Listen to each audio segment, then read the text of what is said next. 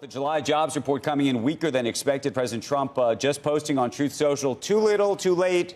Jerome, too late Powell is a disaster. Drop the rate. The good news is the tariffs are bringing billions of dollars into the USA. Clearly, the president thought that his tariffs were actually going to have this impact and therefore needed the Fed to make these moves. We're going to bring in Roger Ferguson right now, former Fed vice chairman, now a CNBC contributor. What do you make of all of this, Roger? What's your reaction? All right, Roger. Time to cut. He's never my said reaction, it. No. Hold on, Joe. My reaction is that this creates increased complexity for the Fed, not simplifying the decision.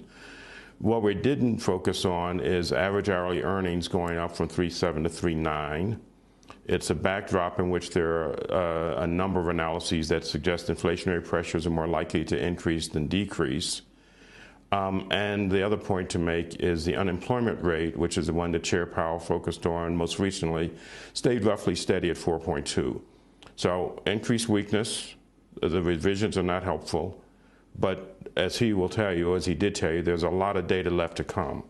So I think the market's pricing in a big move towards September.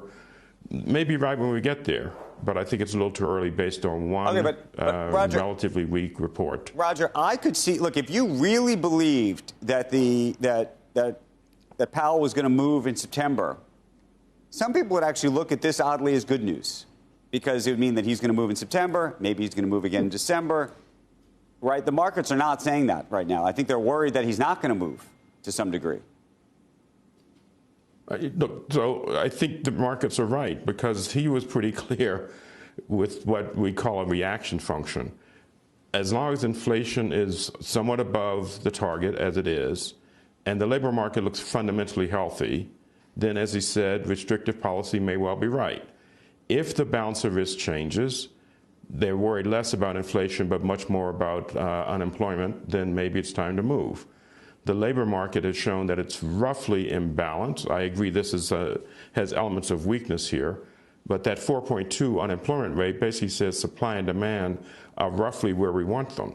And so I think the market's right to say, this is a bit of a head scratcher, not this is a clear, all the hands on one side, cutting aggressively in September. We may get there, much more data to come.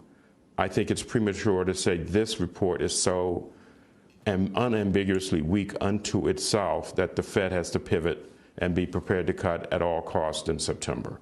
You never see a big jump in unemployment, do you, Roger? Do you remember, in your experience, what's the biggest you see? I mean, you couldn't go 4.2 to 4.7 like in just like a matter of months, could you? Or is that, and we don't have a lot of time left, but is that possible? Something like that could happen?